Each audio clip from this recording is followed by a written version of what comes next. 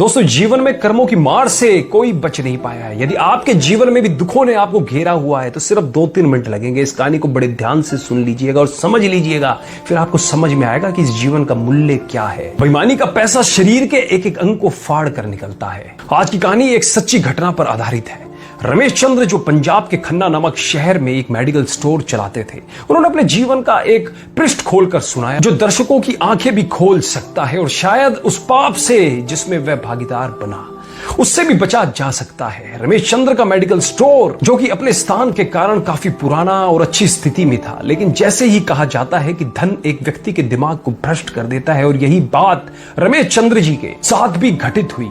रमेश जी बताते हैं कि मेरा मेडिकल स्टोर बहुत अच्छी तरह से चलता था और मेरी आर्थिक स्थिति भी बहुत अच्छी थी। अपनी कमाई से मैंने जमीन और कुछ प्लॉट खरीदे और अपनी मेडिकल स्टोर के साथ एक क्लिनिकल लेबोरेटरी भी खोल ली। लेकिन मैं यहाँ झूठ नहीं बोलूंगा, मैं एक बहुत ही लालची किस्म का आदमी था, क्योंकि मेडिकल फील्ड में दोगुनी नहीं बल्कि कई गुना कमाई होती है। शायद ज्यादातर लोग इस बारे में नहीं जानते होंगे कि मेडिकल प्रोफेशन में 10 रुपए में आने वाली दवा आराम से 70-80 रुपए में बिक जाती है। लेकिन अगर कोई मुझसे कभी 2 रुपए भी कम करने को कहता तो मैं ग्राहक को मना कर देता। खैर, मैं हर किसी के बारे में बात नहीं कर रहा हूं, सिर्फ अपनी बात कर रहा हूं। और यहां इस कहानी में भी हम किसी और को दोष नहीं दे रहे हैं, बस एक कहानी के माध्यम से आपको समझाना चाह रहे हैं।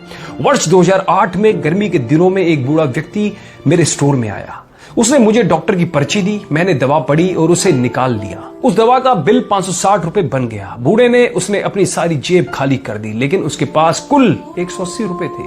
मैं उस समय बहुत गुस्से में था, क्योंकि मुझे काफी समय लगाकर उस बूढ़े व्यक्ति की दवा निकालनी पड़ी थी और ऊपर से उसके पास पर्याप्त पैसे भी नहीं थे। बूढ़ा दवा लेने से मना भी नहीं कर पा रहा था, शायद उसे दवा की सख्त जरूरत थी। फिर उस बूढ़े व्यक्ति ने कहा, मेरी मदद करो, मेरे पास कम पैसे हैं और मेरी पत्नी बीमार है, हमारे बच्चे भी हमें पूछते नहीं है, मैं अपनी पत्नी को इस तरह वृद्धावस्था में मरते हुए नहीं देख सकता।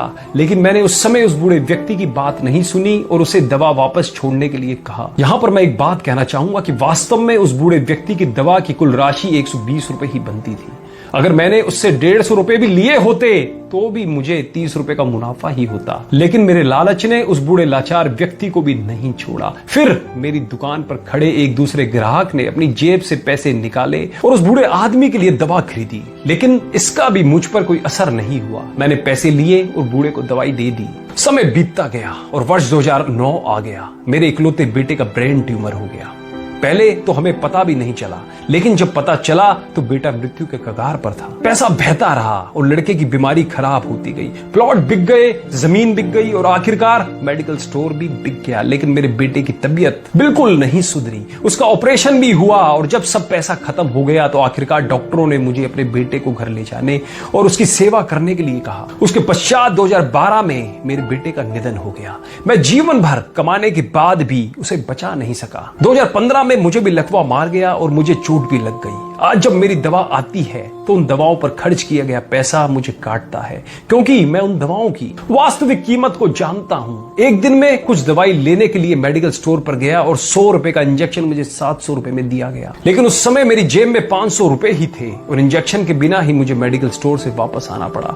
उस समय मुझे उस बूढ़े व्यक्ति की बहुत याद आई और मैं घर चला गया। मैं लोगों से कहना चाहता हूं कि ठीक है कि हम सभी कमाने के लिए बैठे हैं, क्योंकि हर किसी के पास एक पेट है, लेकिन वैध तरीके से कमाएं, ईमानदारी से कमाएं। गरीब लाचारों को लूट कर कमाई करना अच्छी बात नहीं है, क्योंकि नर्क और स्वर्ग केवल इस धरती पर ही है, कहीं और नहीं है। और आज मैं नरक भुगत रहा हूं। पैसा हमेशा मदद नहीं करता, हमेशा ईश्वर के भय से चलो, उसका नियम अटल है, क्योंकि कई बार एक छोटा सा लालच भी हमें बहुत बड़े दुख में धकेल सकता है। जीवन शतरंज के खेल की तरह है और यह खेल आप ईश्वर के साथ खेल रहे हैं। आपकी हर चाल के बाद अगली चाल ईश्वर चलता है। तो एक बार सदैव चिंतन करें, जैसी करनी वैसा ही भरनी, जैसी करनी वैसा फल, आज नहीं तो निश्चित कल हम बदलेंगे, युग बदलेगा। कहानी अच्छी लगी हो तो अपने फेसबुक वॉल पर, अपने व्हाट्सएप ग्रुप में सभी दोस्तों रिश्तेदारों में इस वीडियो को ज्यादा से ज्यादा शेयर करो, जिनसे आज के समय जो लोग दूसरों की मजबूरियों का फायदा उठा रखे हैं, उनकी मानसिक स्थिति के अंदर परिवर्तन आ सके और वो भी कुछ अच्छा काम कर सके। कहानी अच्छी लगी हो तो कमेंट भी जरूर कीजिएगा। धन्यवाद।